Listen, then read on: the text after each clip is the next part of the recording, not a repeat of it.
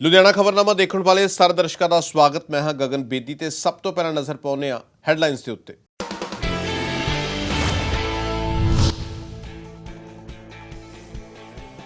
ਰੂਸ ਯੂਕਰੇਨ ਜੰਗ ਦਾ ਅਰਥਚਾਰੇ ਤੇ ਵੱਡਾ ਅਸਰ। ਜੰਗ ਕਾਰਨ ਲੋਹਾ ਮਾਰਕੀਟ ਹੋਈ ਬੁਰੀ ਤਰ੍ਹਾਂ ਪ੍ਰਭਾਵਿਤ। 1200 ਰੁਪਏ ਪ੍ਰਤੀ ਕੁਇੰਟਲ ਵਧਿਆ ਲੋਹੇ ਦਾ ਭਾਅ।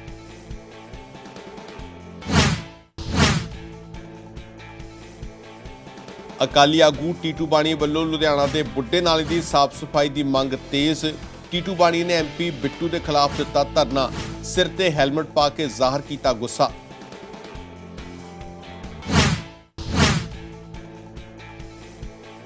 ਉਪਕਾਰ ਨਗਰ 'ਚ ਸੋਨੇ ਦੀ ਦੁਕਾਨ ਤੇ ਹੋਈ ਚੋਰੀ। ਗਹਿਣੇ ਅਤੇ ਨਕਦੀ ਲੈ ਕੇ ਚੋਰ ਹੋਏ ਫਰਾਰ। ਸੀਸੀਟੀਵੀ ਦੇ ਵਿੱਚ ਕੈਦ ਹੋਈ ਵਾਰਦਾਤ। 2 ਮੈਂਬਰ ਪੁਲਿਸ ਵੱਲੋਂ ਕਾਬੂ।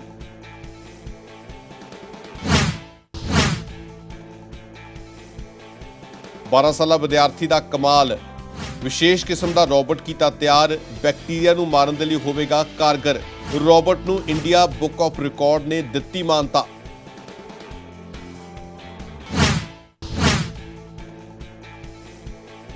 गुरुद्वारा साहिब च सालाना जोड़ मेला 13, 14 ते 15 मार्च नूं जावेगा मनाया। तैयारियां संबंधी प्रबंधक कमेटी वालों कीती गई मीटिंग।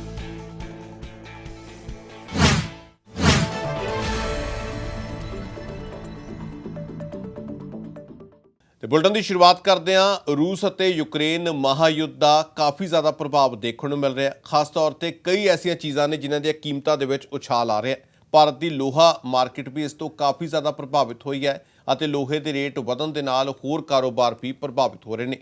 लोगों ने निर्माण के काम रोक दिते ने। लोहा व्यापारियों ने केंद्र सरकार तो मंग की है कि चोणां का ख्याल छड्ड के देश वाल ध्यान दिता जाए, नहीं तो आने वाले दिनों के विच होर वड्डा नुकसान हो सकता है। उन्होंने कहा कि 1200 रुपए प्रति क्विंटल लोहे के भाव वध गए ने। पक्की गल तो बाकी तो गल पता नहीं, पर जो आम रूमर यही है भी जो लड़ाई लगी यूक्रेन दी, करके वध रहे हैं। कुछ कोले की भी शॉर्टेज सुनी जाती है। आने वाले दिनों कितना असर देखने को मिल सकता है? देखो जो हालात ने, दिन च 2 बार रेट बढ़ते हैं। कभी 1 रुपए तो लेके 2 रुपए तक रोज रेट बढ़ रहे। ये तो ऐ लगता भी जिवें 80 90 रुपए जा खड़ूगा सरिया। जो हालात ने कारोबार का की हालात ने कारोबार हुण पोजीशन ये है भी जिहड़ा सब तो पहला सरिया लै गया अज तो 10 दिन पहला, वो जो अज ਉਹਦੇ ਸਾਡੇ ਲੜਨ ਲੱਗ ਜਾਂਦਾ, क्योंकि ਉਹਨਾਂ ਉਹ ਤੋਂ ਲੈ ਕੇ ਅਜ ਤੱਕ तकरीबन 11-12 रुपए किलो रेट ਵੱਧ ਚੁੱਕੇ ਨੇ। ਤੇ ਗਾਹਕ ਕਹਿੰਦਾ ਵੀ ਜਾਣ ਕੇ ਸਾਨੂੰ ਰੇਟ ਵੱਧ ਲੈਂਦੇ ਹੋ। ਤੇ ਕੇਂਦਰ ਸਰਕਾਰ ਤੋਂ ਕੀ ਮੰਗ ਕਰਦੇ ਹੋ? ਕੇਂਦਰ ਸਰਕਾਰ ਤੋਂ ਅਸੀਂ ਮੰਗ ਕਰਦੇ ਆ ਵੀ यूपी इलेक्शन ਦਾ ਖਹਿੜਾ ਛੱਡ ਦਿਓ, ਵੀ ਮਹਿੰਗਾਈ ਕਰਨੀ ਤੇ ਦੇਸ਼ ਕਰਨੀ ਧਿਆਨ ਦਿਓ। ਜੋ ਇੰਨੀ ਮਹਿੰਗਾਈ ਵੱਧ ਰਹੀ ਉਹ ਤੇ ਕੋਈ ਰੋਕ ਨਹੀਂ ਹੈ। ਕਾਰੋਬਾਰ ਤੇ ਅਸਰ ਹੈ ਵੀ ਗਾਹਕ ਥੋੜਾ ਜਿਹਾ ਡਰ ਜਾਂਦਾ, ਜਿਹੜਾ ਮਾਲ ਲੈਣਾ ਦਾ ਵੀ ਇੰਨਾ ਰੇਟ ਕਿਵੇਂ ਹੋ ਗਿਆ। ਵੈਸੇ ਤਾਂ ਕਾਰੋਬਾਰ ਠੀਕ ਚੱਲ ਰਹੇ ਨੇ, ਕੋਈ ਇਹੋ ਜਿਹੀ ਗੱਲ ਨਹੀਂ। ਨਵੇਂ ਕੰਮ ਸ਼ੁਰੂ ਕਰਨ ਲਈ ਕੋਈ ਆ ਰਹੇ ਨੇ ਜੀ? ਨਵੇਂ ਕੰਮ ਲੋਕ ਘੱਟ ਸ਼ੁਰੂ ਕਰ ਰਹੇ ਨੇ ਤੇਜ਼ੀ ਕਰਕੇ। ਇਹੀ ਹਾਲਾਤ ਰਹੇ ਤਾਂ ਆਉਣ ਵਾਲੇ ਦਿਨਾਂ ਦੇ ਵਿੱਚ ਕਿੰਨਾ ਕੁ ਵਪਾਰ ਤੇ ਅਸਰ ਹੋਊਗਾ ਜੀ? ਬਹੁਤ ਅਸਰ ਪਊਗਾ ਜੀ, ਕੰਮ ਖੜ ਜਾਣਗੇ। ਤੇ ਕੀ ਮੰਗ ਕੀ ਕਰਦੇ ਹੋ ਸਰਕਾਰਾਂ ਤੋਂ? ਪਰ ਸਰਕਾਰ ਨੂੰ ਇਹੀ ਮੰਗ ਹੈ ਜੀ, ਇਹਦੇ ਰੇਟਾਂ ਰੂਟਾਂ ਤੇ ਕੰਟਰੋਲ ਲਿਆਉਣ, ਰੇਟ ਘੱਟ ਕਰਨ, ਤਾਂ ਹੀ ਫਿਰ ਕੰਮ ਚੱਲਣਗੇ ਜੀ। ਜਿਹੜਾ ਇਹ ਵੀ ਕਹਿ ਰਹੇ ਕਿ ਰੂਸ ਤੇ ਯੂਕਰੇਨ ਦੀ ਜੰਗ ਕਰਕੇ ਹੋਏ ਨੇ, ਕਿਉਂਕਿ ਇਹਦੇ ਵੀ ਦਰਮਿਆਨ ਹੀ ਹੋਏ ਨੇ, ਕਿੰਨਾ ਕੁ ਸਹੀ ਮੰਨਦੇ ਹੋ? ਹਾਂਜੀ ਇਹ ਬਿਲਕੁਲ, ਲੜਾਈ ਕਰਕੇ, ਲੜਾਈ ਲੱਗਣ ਦੇ ਬਾਅਦ ਹੀ ਰੇਟ ਵਧੇ ਨੇ ਜੀ ਜ਼ਿਆਦਾ। ਤੇ ਮਾਲ ਦੀ ਸਪਲਾਈ ਕਿੰਨਾ ਹੈ? ਸਪਲਾਈ ਵੀ, ਮਾਲ ਦੀ ਸਪਲਾਈ ਵੀ ਪਿੱਛੋਂ ਰॉ ਮਟੀਰੀਅਲ ਘੱਟ ਆ ਰਹੇ ਨੇ। ਡਿਮਾਂਡ ਤੇ ਸਪਲਾਈ 'ਚ ਕਿੰਨਾ ਫਰਕ ਹੈ ਜੀ? ਡਿਮਾਂਡ ਜ਼ਿਆਦਾ, ਪਿੱਛੋਂ ਸਪਲਾਈ ਘੱਟ ਆ ਰਹੀ ਹੈ ਜੀ ਇਸ ਟਾਈਮ, ਅੱਜ ਦੀ ਡੇਟ ਹੈ ਜੀ। उधर आम आदमी पार्टी के आगू HS हंसपाल के वलों 10 मार्च को आप की सरकार बनने का दावा किया गया। उन्होंने कहा कि लोगों वालों इस बार आप पार्टी को बहुत प्यार दिता गया। उन्होंने पूरा भरोसा है कि इस बार आम आदमी पार्टी वड्डी लीड के नाल जित हासिल करेगी और सत्ता दे विच आवेगी और लोगों के नाल जो वादे किए गए हैं उन्होंने भी पूरा किया जाएगा। वोटिंग तो बाद जिस दिन पोलिंग हुई है उस तो बाद चंडीगढ़ भी गया, होर भी कई थावां ते गया ਤੇ ਅੱਜ ਲੁਧਿਆਣੇ ਆਇਆ। ਸਾਡੀ ਪਾਰਟੀ ਦੀ ਅਸੈਸਮੈਂਟ ਹੈ, ਆਮ ਪਾਰਟੀ ਦੀ ਹੈੱਡਕੁਆਟਰ ਦੀ ਅਸੈਸਮੈਂਟ ਹੈ ਕਿ ਹਰ ਹਾਲਤ ਵਿੱਚ 70 ਤੋਂ ਵੱਧ ਸੀਟਾਂ ਆਪ ਪਾਰਟੀ ਨੂੰ ਸਿੱਧੀਆਂ ਮਿਲਣਗੀਆਂ। ਹੋ ਸਕਦਾ ਹੈ ਜਿਸ ਤਰ੍ਹਾਂ ਵੇਵ ਹੈ, ਵੇਵ ਦੇ ਵਿੱਚ ਇਸ ਤੋਂ ਵੱਧ ਵੀ ਉਹ ਸੋਚਦੇ ਨੇ ਕਿ ਸ਼ਾਇਦ ਸੀਟਾਂ ਆਉਣ। ਲੇਕਿਨ ਜਿੱਥੋਂ ਤੱਕ ਮੈਂ ਪੰਜਾਬ ਵਿੱਚ ਘੁੰਮ ਕੇ ਵੇਖਿਆ ਕਿ ਆਮ ਆਦਮੀ, ਈਵਨ ਵਪਾਰੀ, ਟਰਾਂਸਪੋਰਟਰ, ਦੁਕਾਨਦਾਰ, ਉਹ ਵੀ ਇਹ ਸੋਚਦੇ ਨੇ, ਉਹ ਚੁੱਪ ਨੇ। ਸਾਇਲੈਂਟ ਵੋਟਿੰਗ ਹੋਈ ਹੈ। ਹੁਣੇ ਮੈਂ ਟ੍ਰੇਨ 'ਚ ਆ ਰਿਹਾ ਸਾਂ, ਇੱਕ ਸੱਜਣ ਮੈਨੂੰ ਮਿਲੇ ਤੇ ਉਹ ਐਗਜ਼ੈਕਟਿਵ ਕਲਾਸ, ਮੈਂ ਸੋ ਮੇਰੇ ਨਾਲ ਐਗਜ਼ੈਕਟਿਵ ਕਲਾਸ ਬੈਠੇ ਸਨ ਤੇ ਉਹ ਜ਼ਿਕਰ ਕਰਨ ਲੱਗ ਪਏ ਤੇ ਮੈਂ ਪੁੱਛਿਆ ਤੁਸੀਂ ਵੋਟ ਕਿਹਨੂੰ ਪਾਈ ਹੈ? ਤੇ ਉਹ ਕਹਿੰਦੇ ਨੇ ਮੈਂ ਵੋਟ ਆਪ ਪਾਰਟੀ ਨੂੰ ਪਾਈ ਹੈ। ਇਸ ਤੋਂ ਇਹ ਲੱਗਦਾ ਕਿ ਉਹ ਸਾਇਲੈਂਟ ਵੇਵ ਜਿਹੜੀ ਹੈਗੀ ਵਾਕਈ ਜਿਹੜੀ ਹੈ ਉਹ ਆਪ ਪਾਰਟੀ ਦੇ ਹੱਕ ਵਿੱਚ ਹੈਗੀ, ਉਹ ਲੋਕੀ ਚੇਂਜ ਚਾਹੁੰਦੇ। ਸਮਾਜ ਸੇਵੀ ਅਤੇ ਅਕਾਲੀ ਦਲ ਦੇ ਆਗੂ ਟੀਟੂ ਬਾਣੀਆਂ ਦੇ ਵੱਲੋਂ ਬੁੱਢੇ ਨਾਲੇ ਦੀ ਸਾਫ਼ ਸਫਾਈ ਦੇ ਮੁੱਦੇ ਤੇ ਰੋਸ ਦਾ ਪ੍ਰਗਟਾਵਾ ਕੀਤਾ ਗਿਆ। ਐਮਪੀ ਰਵਨੀਤ ਬਿੱਟੂ ਦੇ ਘਰ ਦੇ ਬਾਹਰ ਅਨੋਖੇ ਢੰਗ ਦੇ ਨਾਲ ਉਹਨਾਂ ਆਪਣਾ ਦੁੱਖ ਜ਼ਾਹਰ ਕੀਤਾ। ਟੀਟੂ ਬਾਣੀਆਂ ਨੇ ਸਿਰ ਤੇ ਹੈਲਮਟ ਪਾ ਕੇ ਆਪਣੇ ਸਾਥੀਆਂ ਦੇ ਨਾਲ ਗੁੱਸਾ ਜ਼ਾਹਰ ਕੀਤਾ ਤੇ ਕਿਹਾ ਕਿ ਐਮਪੀ ਬਿੱਟੂ ਵੱਲੋਂ ਜੋ ਵਾਅਦਾ ਕੀਤਾ ਗਿਆ ਸੀ ਬੁੱਢੇ ਨਾਲੇ ਦੀ ਸਾਫ਼ ਸਫਾਈ ਦਾ, ਉਸ ਨੂੰ ਪੂਰਾ ਨਹੀਂ ਕੀਤਾ ਗਿਆ। ਟੀਟੂ ਬਾਣੀਆਂ ਨੇ ਕਿਹਾ ਕਿ ਜੋ ਜ਼ਿੰਮਾ ਐਮਪੀ ਬਿੱਟੂ ਵੱਲੋਂ ਬੁੱਢੇ ਨਾਲੇ ਨੂੰ ਲੈ ਕੇ ਚੁੱਕਿਆ ਗਿਆ ਸੀ ਉਹ ਅਜੇ ਤੱਕ ਉਹਦਾ ਤਿਉਂ ਹੀ ਪਿਆ। ਅੱਜ ਮੈਂ ਰਵਨੀਤ ਬਿੱਟੂ ਦੀ ਕੋਠੀ ਮੂਹਰੇ ਹੈਲਮਟ ਪਾ ਕੇ ਆਇਆ ਵਾਂ, ਕਿਉਂਕਿ ਜਦੋਂ ਲੀਡਰ ਵੋਟਾਂ ਮੰਗਦੇ ਨੇ ਹੱਥ ਜੋੜ ਕੇ ਮੰਗਦੇ ਆ, ਤੇ ਜਦੋਂ ਜਿੱਤ ਜਾਂਦੇ ਨੇ ਹੱਥ ਖੋਲ ਵੀ ਦਿੰਦੇ ਨੇ ਕਰਾਂ। ਤੇ ਡਾਕਟਰ ਨੇ ਕਿਹਾ ਸੀਗਾ ਵੀ ਸਿਰ ਦੀ ਸੱਟ ਮਾੜੀ ਹੁੰਦੀ ਆ, ਤੇ ਮੈਂ ਕਿਹਾ ਵੀ ਚਲ ਹੈਲਮਟ ਪਾ ਲੈਂਦੇ ਆ, ਸਿਰ ਤਾਂ ਬਚਾਈਏ, ਲੱਤਾਂ ਤਾਂ ਦੇਖੀ ਜਾਊਗੀ ਕਰਾਂ। ਅੱਜ ਅਸੀਂ ਰਵਨੀਤ ਬਿੱਟੂ ਦੀ ਸ਼ਿਕਾਇਤ ਉਹਨਾਂ ਦੀ ਮਾਤਾ ਨੂੰ ਕਰਨ ਆਏ ਆ, ਕਿਉਂਕਿ ਜਦੋਂ ਮੁੰਡਾ ਵਿਗੜ ਜਾਵੇ, ਮੁੰਡੇ ਦੇ ਲਾਂਭੇ ਆਉਣ ਲੱਗ ਜਾਣ ਤਾਂ ਬੰਦਾ ਮਾਤਾ ਕੋਲ ਹੀ ਜਾਂਦਾ ਵਾ। ਅਸੀਂ ਡੀਸੀ ਨੂੰ ਬਥੇਰੇ ਮੰਗ ਪੱਤਰ ਦੇ ਲਏ ਆ। ਅੱਜ ਅਸੀਂ ਚਾਹੁੰਦੇ ਆ ਵੀ ਰਵਨੀਤ ਬਿੱਟੂ ਦੀ ਮਾਤਾ ਨੂੰ ਅਸੀਂ ਮੰਗ ਪੱਤਰ ਦਈਏ ਤੇ ਅਸੀਂ ਉਹਨੂੰ ਆਖੀਏ ਵੀ ਤੇਰਾ ਮੁੰਡਾ ਲਾਰੇ ਲਾਉਂਦਾ ਵਾ ਤੇ ਯਾਨੀ ਬੁੱਢਾ ਨਾਲਾ ਸਾਫ਼ ਨਹੀਂ ਕਰਦਾ ਕਰਾਂ। ਅੱਜ ਅਸੀਂ ਬੁੱਢਾ ਸਾਹਿਬ ਨਾਲਾ ਸਾਫ਼ ਕਰਾਉਣ ਦੇ ਮਕਸਦ ਨਾਲ ਆਏ ਆ ਤੇ ਮਾਤਾ ਜੀ ਨੂੰ ਬੇਨਤੀ ਕਰਦੇ ਆ ਕਿ ਮਾਤਾ ਜੀ ਇਹਨੂੰ ਸਮਝਾ ਵੀ ਸਿਆਸਤ ਨਾ ਕਰ ਤੇ ਬੁੱਢਾ ਨਾਲਾ ਸਾਫ਼ ਕੀਤਾ ਜਾਵੇ। ਬਾਕੀ ਰਵਨੀਤ ਬਿੱਟੂ ਜੀ ਨੂੰ ਮੈਂ ਬੇਨਤੀ ਕਰਦਾ ਵਾਂ ਵੀ ਜੇ ਤੁਸੀਂ ਸਰਦਾਰ ਬੇਅੰਤ ਸਿੰਘ ਦੇ ਪੋਤੇ ਹੋ ਤੇ ਟੀਟੂ ਬਾਣੀਆਂ ਵੀ ਮਾਮਰਾਜ ਦਾ ਪੋਤਾ ਵਾ, ਮੈਂ ਬੁੱਢਾ ਨਾਲਾ ਸਾਫ਼ ਕਰਾ ਕੇ ਛੱਡੂੰਗਾ ਕਰ। ਅੱਜ ਮੈਂ ਸਿੱਧੀਆਂ ਗੱਲਾਂ ਕਿਉਂ ਕੱਢਣਾ ਆਇਆ ਵਾਂ ਤੇ ਸਿੱਧੀ ਨਾ ਨਿਕਲੀ ਫਿਰ ਟੀਟੂ ਬਾਣੀਆਂ ਡੇਢੀ ਵੀ ਕਰੂਗਾ। ਤੇ ਰੁਕ ਕਰਦੇ ਹਾਂ ਡੁਗਰੀ ਇਲਾਕੇ ਦੇ ਵੱਲ। ਡੁਗਰੀ ਦੀ ਸੀਆਰਪੀਐਫ ਕਲੋਨੀ ਦੇ ਵਿੱਚ ਮਾਰਕੁੱਟ ਦਾ ਇੱਕ ਮਾਮਲਾ ਸਾਹਮਣੇ ਆਇਆ ਅਤੇ ਇਸ ਵਾਰਦਾਤ ਨੂੰ ਕਿਸੇ ਹੋਰ ਵੱਲੋਂ ਨਹੀਂ ਸਗੋਂ ਪਤੀ ਦੇ ਵੱਲੋਂ ਹੀ ਅੰਜਾਮ ਦਿੱਤਾ ਗਿਆ ਤੇ ਆਪਣੀ ਪਤਨੀ ਤੇ ਬੱਚਿਆਂ ਦੀ ਕੁੱਟਮਾਰ ਕੀਤੀ ਗਈ ਹੈ। ਦੱਸ ਦਈਏ ਕਿ ਸੀਆਰਪੀਐਫ ਕਲੋਨੀ ਦੇ ਵਿੱਚ ਪਤੀ ਵੱਲੋਂ ਆਪਣੀ ਪਤਨੀ ਅਤੇ ਬੱਚਿਆਂ ਦੀ ਕੁੱਟਮਾਰ ਕੀਤੀ ਗਈ ਅਤੇ ਉਹਨਾਂ ਨੂੰ ਘਰੋਂ ਤੱਕ ਕੱਢ ਦਿੱਤਾ ਗਿਆ। ਪਤਨੀ ਨੇ ਆਪਣੇ ਬੱਚਿਆਂ ਦੇ ਨਾਲ ਪੂਰੀ ਰਾਤ ਬਾਹਰ ਬੈਠ ਕੇ ਗੁਜ਼ਾਰੀ। ਇਸ ਦੌਰਾਨ ਪਤਨੀ ਨੇ ਦੱਸਿਆ ਕਿ ਉਹ ਬੱਚਿਆਂ ਨੂੰ ਟਿਊਸ਼ਨਾਂ ਪੜ੍ਹਾਉਂਦੀ ਹੈ ਤੇ ਘਰ ਦਾ ਗੁਜ਼ਾਰਾ ਚਲਾਉਂਦੀ ਹੈ ਅਤੇ ਉਸਦੇ ਪਤੀ ਵੱਲੋਂ ਅਕਸਰ ਇਸ ਤਰ੍ਹਾਂ ਕੁੱਟਮਾਰ ਕੀਤੀ ਜਾਂਦੀ ਹੈ। ਇਸ ਦੌਰਾਨ ਪੁਲਿਸ ਅਧਿਕਾਰੀ ਨੇ ਦੱਸਿਆ ਕਿ ਉਹਨਾਂ ਵੱਲੋਂ ਮਾਰਕੁੱਟ ਦੇ ਦੋਸ਼ ਤਹਿਤ ਉਹਨਾਂ ਨੇ ਪਤੀ ਨੂੰ ਕਾਬੂ ਕਰ ਲਿਆ ਤੇ ਪੜਤਾਲ ਕੀਤੀ ਜਾ ਰਹੀ ਹੈ। ਗੁਰਮੀਤ ਕੌਰ ਬੋਲ ਰਹੀ ਹਾਂ। ਠੀਕ ਹੈ ਜੀ, ਮੇਰਾ ਬੱਚਾ ਇਹਨਾਂ ਕੋਲੇ ਟਿਊਸ਼ਨ ਪੜ੍ਹਦਾ ਸੀ ਤੇ ਮੇਰੇ ਬੱਚੇ ਦਾ ਰਿਜ਼ਲਟ ਗਲਤ ਆਇਆ ਸੀ, ਨੰਬਰ ਬਹੁਤ ਘੱਟ ਲਿਆਇਆ ਸੀ ਤੇ ਮੈਂ ਇਹਨਾਂ ਨੂੰ ਬੋਲਣ ਵਾਸਤੇ ਆਈ ਸੀ ਕਿ ਮੈਡਮ ਕੀ ਗੱਲ ਹੈ, ਮੇਰੇ ਬੱਚੇ ਦੇ ਨੰਬਰ ਕਿਉਂ ਘੱਟ ਆਏ ਆ। ਠੀਕ ਹੈ, ਉਸ ਦੇ ਬਾਅਦ ਇਹ ਜਾ ਕੇ ਉੱਥੇ ਚਲਾ ਗਿਆ। ਠੀਕ ਹੈ, ਜਾ ਕੇ ਇਹਨੂੰ ਕਹਿੰਦਾ ਮੈਂ ਤੇ ਘਰ ਚਲੀ ਗਈ ਸੀ, ਇਹਦਾ ਮੇਰਾ ਬੇਟਾ ਪੜ੍ਹ ਰਿਹਾ ਸੀ ਟਿਊਸ਼ਨ। ਇਸ ਮੈਡਮ ਨੂੰ ਕਹਿੰਦਾ ਵਾ ਕਿ ਉਹ ਗਸਤੀ ਇੱਥੇ ਕੀ ਕਰਨ ਆਈ ਸੀ। ਇਹਨਾਂ ਨੂੰ ਪੁੱਛਿਆ ਜਾਵੇ ਕਿ ਗਸਤੀ ਦਾ ਮਤਲਬ ਕੀ ਹੁੰਦਾ ਵਾ। ਇਹਨਾਂ ਦਾ ਇਸ ਤਰ੍ਹਾਂ ਦੀ ਮੇਰੇ ਨਾਲ ਇੰਨੀ ਬਦਤਮੀਜ਼ੀ ਕੀਤੀ ਆ, ਕੋਈ ਕਹਿਣ ਦੀ ਗੱਲ ਨਹੀਂ। ਫਿਰ ਮੈਂ ਪਰਚਾ ਦਰਜ ਕਰਵਾ ਕੇ ਆਈ ਹਾਂ, ਮੇਰਾ ਪਰਚਾ ਅਜੇ ਤੱਕ ਦਰਜ ਨਹੀਂ ਹੋਇਆ ਵਾ।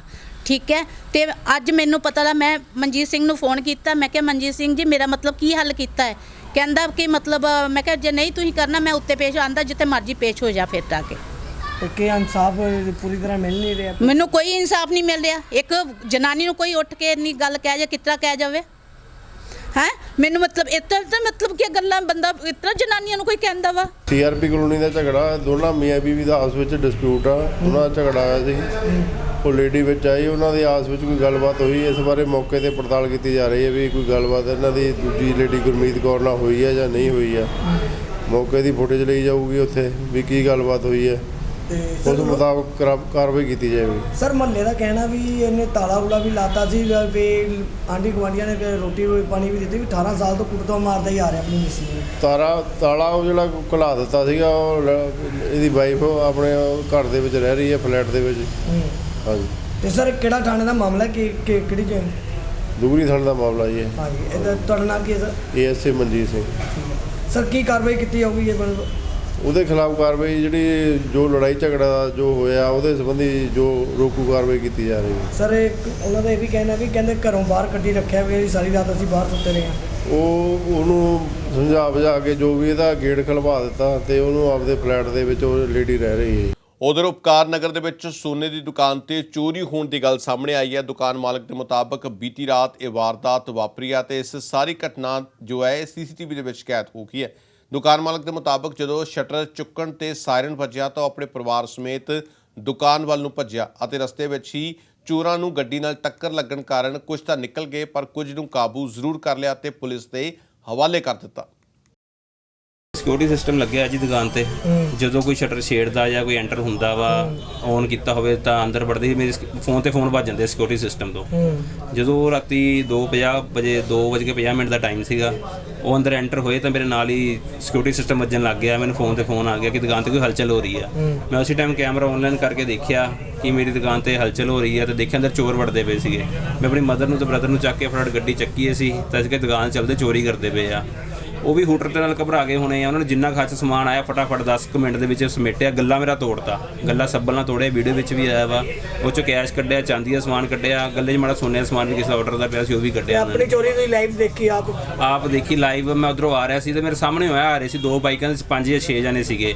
ਤਾਂ ਮੈਂ ਦੇਖ ਲਿਆ ਸਾਹਮਣੇ ਉਹੀ ਚੋਰ ਆ ਰਹੇ ਆ, ਫੁੱਲ ਸਪੀਡ ਤੇ ਸੀਗੇ। ਮੈਂ ਕਹਿੰਦਾ ਮੈਂ ਇਹਨਾਂ ਦੇ ਅੱਗੇ ਗੱਡੀ ਰੋਕਤੀ, ਇਹਨਾਂ ਮੇਰੀ ਗੱਡੀ ਦੇ ਵਿੱਚ ਹਿੱਟ ਮਾਰਿਆ ਤੇ ਮੇਰੀ ਗੱਡੀ ਵੀ ਸਾਰੀ ਨਾਲ ਡੈਮੇਜ ਕਰਤੀ ਤੇ 2 ਗਿਰ ਗਏ ਤਾਂ 3-4 ਸੀਗੇ ਉਹ ਸਮਾਨ ਮੇਰਾ ਲੈ ਕੇ ਭੱਜ ਗਏ ਆ। ਮੈਂ ਸਰਫਾ ਬਾਜ਼ਾਰ ਤੋਂ ਪ੍ਰਧਾਨ ਹੋਣ ਦੇ ਨਾਤੇ ਅੱਜ ਇੱਥੇ ਸਾਡੇ ਜਵੈਲਰ ਭਰਾ ਮੈਦਾਨ ਜਵੈਲਰ ਦੇ ਜਿਹੜੀ ਚੋਰੀ ਦੀ ਵਾਰਦਾਤ ਸੁਣੀ ਤੇ ਇਹਨਾਂ ਦਾ ਫੋਨ ਕਾਲ ਆਈ ਤੇ ਉਸ ਤੋਂ ਬਾਅਦ ਦੇਖਿਆ ਕਿ ਜਿਸ ਤਰੀਕੇ ਨਾਲ ਚੋਰਾਂ ਨੇ ਇੱਥੇ ਤਾਂਡਵ ਕੀਤਾ, ਉਸ ਤੋਂ ਬਾਅਦ ਉਹਨਾਂ ਨੇ ਚੱਕ ਕੇ ਸ਼ੀਸ਼ਾ ਤੋੜਿਆ ਤੇ ਸਾਰਾ ਸੋਨੇ ਚਾਂਦੀ ਦਾ ਸਮਾਨ ਚੱਕ ਕੇ ਫਰਾਰ ਹੋ ਗਏ ਆ।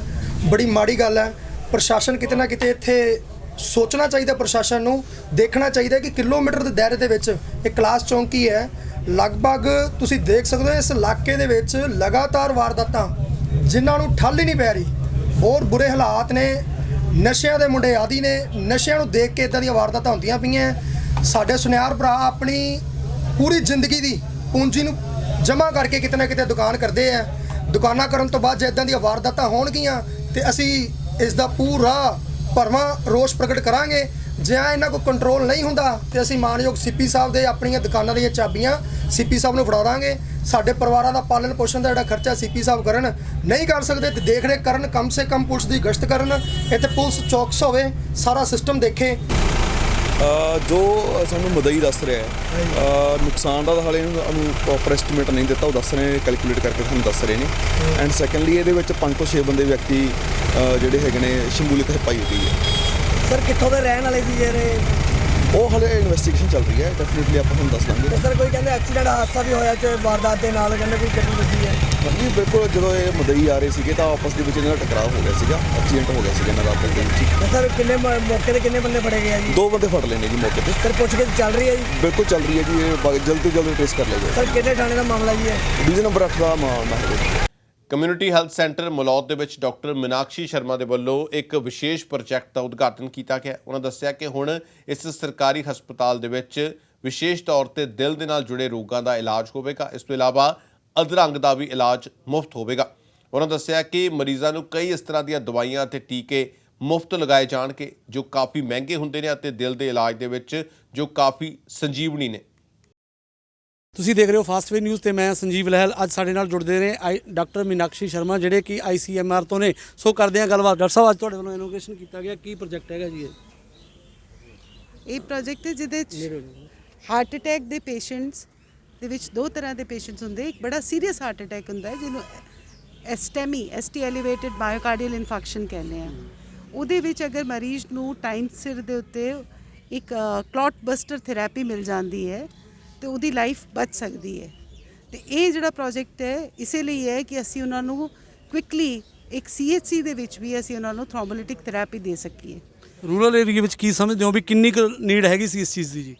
ਰੂਰਲ ਏਰੀਆ ਦੇ ਵਿੱਚ ਵੀ ਉਨੀ ਨੀਡ ਹੈ ਕਿਉਂਕਿ ਸਾਡਾ ਜਿਹੜਾ ਕਾਰਡੀਓਵੈਸਕੂਲਰ ਡਿਜ਼ੀਜ਼ਸ ਹੈ, ਹਾਰਟ ਅਟੈਕਸ, ਇਹਦਾ ਬਰਡਨ ਸਭ ਤੋਂ ਜ਼ਿਆਦਾ ਹੈ ਪੂਰੇ ਦੇਸ਼ ਦੇ ਵਿੱਚ, ਇਨਕਲੂਡਿੰਗ ਪੰਜਾਬ ਦੇ ਵਿੱਚ। ਔਰ ਸਾਡੇ ਜਿਹੜੇ ਪ੍ਰੋਬਲਮ ਕੀ ਹੈ ਕਿ ਨਾਟ ਓਨਲੀ ਕਿ ਹਾਰਟ ਅਟੈਕ ਹੁਣ ਜ਼ਿਆਦਾ ਉਮਰ ਵਾਲੇ ਲੋਕਾਂ ਦੇ ਵਿੱਚ ਹੀ ਨਹੀਂ, ਘੱਟ ਉਮਰ ਵਾਲੇ ਲੋਕਾਂ ਦੇ ਵਿੱਚ ਵੀ ਹੁੰਦਾ ਹੈ। ਤੇ ਇਸ ਲਈ ਔਰ ਯੰਗਰ ਪੋਪੂਲੇਸ਼ਨ ਰੂਰਲ ਏਰੀਆਜ਼ ਦੇ ਵਿੱਚ ਟੋਬੈਕੋ ਜ਼ਿਆਦਾ ਹੈ, ਹਾਈਪਰਟੈਂਸ਼ਨ ਵੀ ਕਾਫੀ ਹੁਣ ਵੱਧ ਰਿਹਾ ਹੈ। ਤੇ ਉਸ ਕਰਕੇ ਇਹਨਾਂ ਦੇ ਕਾਫੀ ਮਰੀਜ਼ ਆਉਂਦੇ ਹੈ ਤਾਂ ਮਰੀਜ਼ ਟਾਈਮ ਸਿਰ ਨਹੀਂ ਪਹੁੰਚਦੇ ਤੇ ਉਹਨਾਂ ਦੀ ਡੈਥਸ ਹੋ ਜਾਂਦੀਆਂ। ਕੀ ਲੱਗਦਾ ਡਾਕਟਰ ਸਾਹਿਬ ਜਿਹੜੇ ਹੁਣ ਪੇਸ਼ੈਂਟ ਇੱਥੇ ਆਣਗੇ ਉਹਨਾਂ ਨੂੰ ਇਹ ਫੈਸਿਲਿਟੀ ਦਿੱਤੀ ਜਾ ਸਕੇਗੀ ਜੀ? ਬਿਲਕੁਲ ਦਿੱਤੀ ਜਾ ਸਕੇਗੀ। ਇਹਨਾਂ ਨੂੰ ਟ੍ਰੇਨਿੰਗ ਦੇ ਦਿੱਤੀ ਗਈ ਹੈ ਔਰ ਇਸ ਤੋਂ ਬਾਅਦ ਇਹਨਾਂ ਇੱਥੇ ECG ਵਾਲੀ ਫੈਸਿਲਿਟੀ ਹੈ, ਡਿਫਿਬ੍ਰਿਲੇਟਰ, ਸਭ ਕੁਝ ਸਾਰਾ ਇਕਵਿਪਮੈਂਟ ਹੈਗਾ ਔਰ ਨਾਲ ਇਹਨਾਂ ਦੇ ਨਾਲ DMC ਦੇ ਡਾਕਟਰਸ ਜੁੜੇ ਹੋਏ ਹੈ। This is possible. Thank you. So ਸਾਡੇ ਨਾਲ ਜੁੜਦੇ ਨੇ ਪੰਜਾਬ ਦੇ ਡਾਇਰੈਕਟਰ ਸਾਹਿਬ ਨਾਲ ਕਰਦੇ ਹਾਂ ਗੱਲਬਾਤ। ਡਾਕਟਰ ਸਾਹਿਬ ਅੱਜ ਦੇ ਜਿਹੜਾ ਇਹ ਪ੍ਰੋਜੈਕਟ ਆ ਕੀ ਕਹਿਣਾ ਚਾਹੋਗੇ? ਜਿਹੜਾ ਇਹ ਫੈਸਿਲਿਟੀ ਆ ਕੀ ਮਲੌਦ ਤੋਂ ਅੱਜ ਤੋਂ ਸ਼ੁਰੂ ਹੋ ਚੁੱਕੀ ਹੈ ਜੀ? ਬਿਲਕੁਲ, ਅੱਜ ਤੋਂ ਅਸੀਂ ਮਲੌਦ ਦੇ ਵਿੱਚ ਜਿਹੜੀ ਫੈਸਿਲਿਟੀ ਸ਼ੁਰੂ ਕਰ ਰਹੇ ਹਾਂ। ਇਹ ਦੇ ਮਰੀਜ਼ਾਂ ਦੇ ਇਲਾਜ ਵਾਸਤੇ ਇੱਕ ਬੂੰਦ ਸਾਬਤ ਹੋਏਗੀ। ਇੱਕ ਬਹੁਤ ਵੱਡਾ ਉਪਰਾਲਾ ਜਿਹੜਾ ਹੈਗਾ ਉਹ ਪੰਜਾਬ ਸਰਕਾਰ, ICMR ਤੇ DMC ਹਸਪੀਟਲ ਜਿਹੜਾ ਹੈਗਾ ਉਹਨਾਂ ਦੇ ਨਾਲ ਮਿਲ ਕੇ ਸ਼ੁਰੂ ਕੀਤਾ ਜਾ ਰਿਹਾ ਹੈ। ਡਾਕਟਰ ਸਾਹਿਬ, ਹਸਪਤਾਲਾਂ ਦੇ ਵਿੱਚ ਵੱਡੀ ਡਾਕਟਰਾਂ ਦੀ ਕਮੀ ਆ, ਕੀ ਲੱਗਦਾ ਹੈ ਵੀ ਜਿਹੜਾ ਇੱਥੇ ਦਾ ਸਟਾਫ ਆ ਜਾਂ ਕੀ ਅਵੇਲੇਬਲ ਹੈਗੇ ਨੇ ਡਾਕਟਰ ਇੰਨੇ ਮਤਲਬ? ਦੇਖੋ ਇਹਦਾ ਜਿਹੜਾ ਟ੍ਰੀਟਮੈਂਟ ਸਾਈਜ਼ ਤੋਂ ਸ਼ੁਰੂ ਕਰਨ ਜਾ ਰਹੇ ਹਾਂ ਇਹਦੇ ਵਿੱਚ ਬਹੁਤ ਹੀ ਜ਼ਿਆਦਾ ਆਪਣਾ ਸਪੈਸ਼ਲਿਸਟ ਡਾਕਟਰਸ ਦੀ ਜ਼ਰੂਰਤ ਜਿਹੜੀ ਹੈਗੀ ਉਹ ਬਹੁਤ ਹੀ ਜ਼ਿਆਦਾ ਨਹੀਂ ਪਏਗੀ, ਕਿਉਂਕਿ ਇੱਥੇ ਸਿਰਫ ECG ਕਰਨ ਤੋਂ ਬਾਅਦ ECG ਜਿਹੜੇ ਸਾਡੇ ਸਪੈਸ਼ਲਿਸਟ ਡਾਕਟਰਸ ਜਿਹੜੇ ਕਿ ਚਾਹੇ DMC 'ਚ ਬੈਠੇ ਆ ਚਾਹੇ ਸਾਡੇ ਡਿਸਟ੍ਰਿਕਟ ਲੈਵਲ 'ਤੇ ਬੈਠੇ ਆ ਉਹਨਾਂ ਨੂੰ ECG ਭੇਜਾਂਗੇ। ਉਹ ਦੇਖ ਕੇ ਉਹ ਇਮੀਡੀਏਟਲੀ ਡਾਕਟਰ ਨੂੰ ਇੱਥੋਂ ਦੇ ਡਾਕਟਰਸ ਨੂੰ ਐਡਵਾਈਸ ਕਰਨਗੇ ਕਿ ਉਹਨਾਂ ਨੂੰ ਉਹ ਟ੍ਰੀਟਮੈਂਟ ਕੀ ਦੇ ਸਕਦੇ ਆ। ਕਿੰਨਾ ਕੁ ਲਾਹੇਵੰਦ ਹੋ ਸਕਦਾ ਰੂਰਲ ਏਰੀਏ ਦੇ ਲਈ ਜਿੱਥੇ ਕਿ ਫੈਸਿਲਿਟੀ ਹਸਪੀਟਲ ਜਾਣਾ ਇੱਥੋਂ 40 ਕਿਲੋਮੀਟਰ ਹੈਗਾ ਜੀ? ਇਹ ਪ੍ਰੋਜੈਕਟ ਸ਼ੁਰੂ ਹੀ ਇਸ ਕਰਕੇ ਕੀਤਾ ਜਾ ਰਿਹਾ ਹੈ ਕਿ ਸਾਡੇ ਜਿਹੜੇ ਦੂਰ ਦੁਰਾਡੇ ਜਿਹੜਾ ਏਰੀਆ ਹੈਗਾ ਪਿੰਡਾਂ ਦੇ ਵਿੱਚ ਜਿੱਥੋਂ ਕਿ ਲੋਕੀ ਐਡੀ ਜਲਦੀ ਹਸਪੀਟਲ ਤੱਕ ਨਹੀਂ ਪਹੁੰਚ ਸਕਦੇ ਔਰ ਬਹੁਤ ਸਾਰੇ ਜਿਹੜੇ ਹੈਗੇ ਆ ਉਹ ਅਨਫੋਰਚੂਨੇਟਲੀ ਜਿਹਨਾਂ ਦੀ ਰਸਤੇ ਡੈਥ ਵੀ ਹੋ ਜਾਂਦੀ ਹੈ, ਸੋ ਉਹਨਾਂ ਵਾਸਤੇ ਇਹ ਬਹੁਤ ਹੀ ਲਾਹੇਵੰਦ ਸਾਬਤ ਹੋਏਗਾ। ਤੇ ਲੁਧਿਆਣਾ ਦੇ ਇੱਕ 12 ਸਾਲ ਦੇ ਵਿਦਿਆਰਥੀ ਹਰਸਿਰਜਨ ਨੇ ਇੱਕ ਇਸ ਤਰ੍ਹਾਂ ਦਾ ਰੋਬੋਟ ਤਿਆਰ ਕੀਤਾ ਹੈ ਜੋ ਬੈਕਟੀਰੀਆ ਨੂੰ ਮਾਰਨ ਦੇ ਲਈ ਕਾਰਗਰ ਹੈ ਅਤੇ ਹਰਸਿਰਜਨ ਦੇ ਇਸ ਰੋਬੋਟ ਨੂੰ ਇੰਡੀਆ ਬੁੱਕ ਆਫ ਰਿਕਾਰਡ ਦੇ ਵਿੱਚ ਮਾਨਤਾ ਵੀ ਮਿਲੀ ਹੈ। ਇਸੇ ਤੇ ਦੇਖਦੇ ਹਾਂ ਸਾਡੀ ਇਹ ਖਾਸ ਰਿਪੋਰਟ।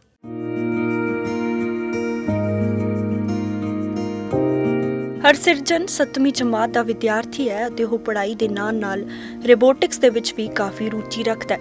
ਉਸਨੇ ਇਹ ਪੂਰਾ ਪ੍ਰੋਜੈਕਟ 2 ਮਹੀਨਿਆਂ ਦੇ ਵਿੱਚ ਤਿਆਰ ਕਰ ਲਿਆ ਹੈ, ਜਿਸ ਦੇ ਵਿੱਚ ਉਸਦੀ ਟੀਚਰ ਨੇ ਵੀ ਮਦਦ ਕੀਤੀ ਹੈ।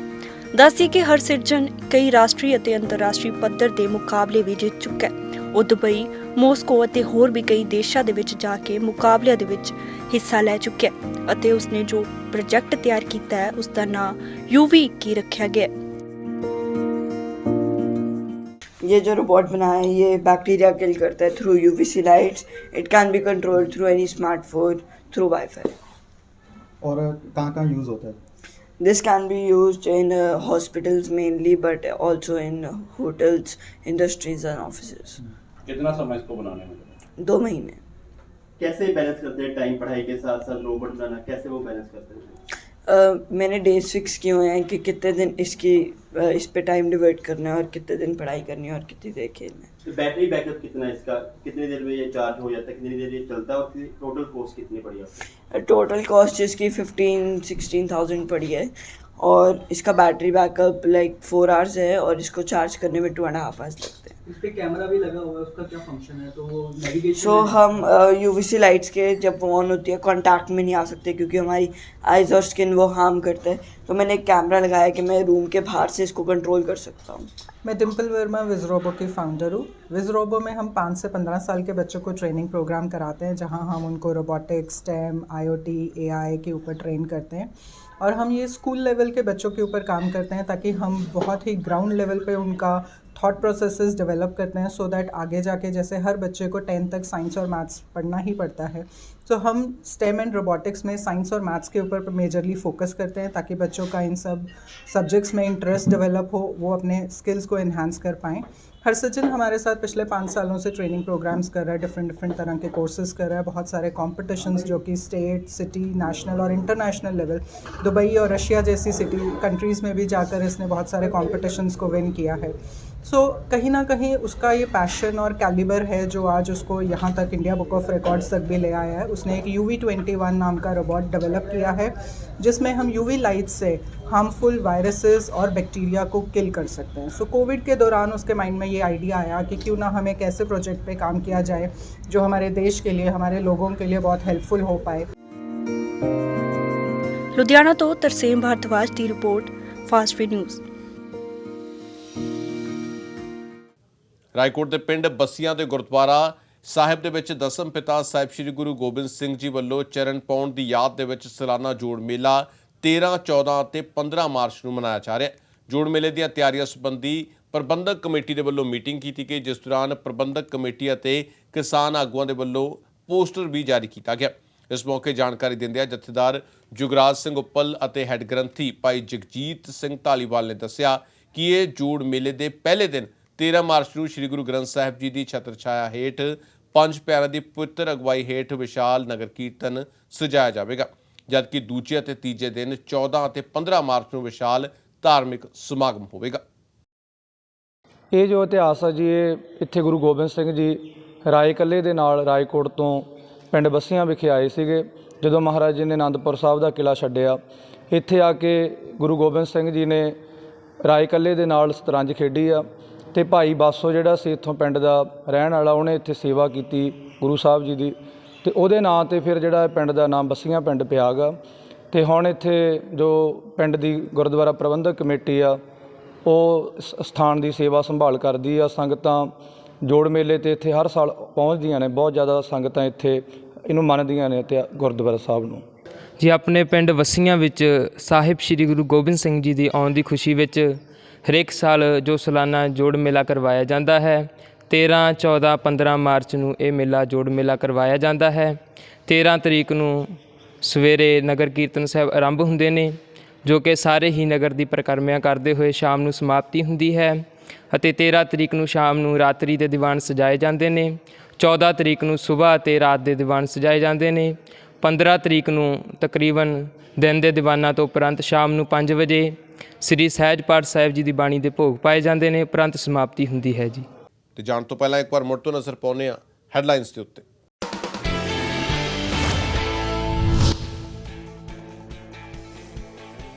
रूस यूक्रेन जंग का अर्थचारे ते वड्डा असर। जंग कारण लोहा मार्केट हुई बुरी तरह प्रभावित। 1200 रुपए प्रति क्विंटल वधिया लोहे का भाव।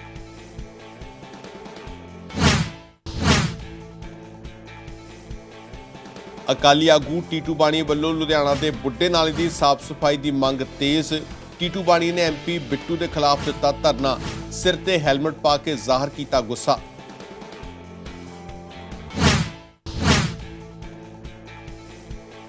उपकार नगर च सोने की दुकान ते हुई चोरी। गहने ते नकदी लैके चोर होए फरार। CCTV दे विच कैद हुई वारदात। 2 मैंबर पुलिस वालों काबू।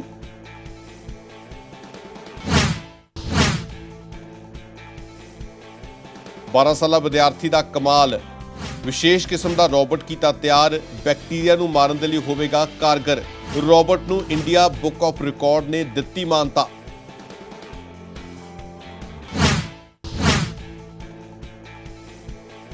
गुरुद्वारा साहिब च सालाना जोड़ मेला 13, 14 ते 15 मार्च नूं जावेगा मनाया। तैयारियां संबंधी प्रबंधक कमेटी वालों कीती गई मीटिंग।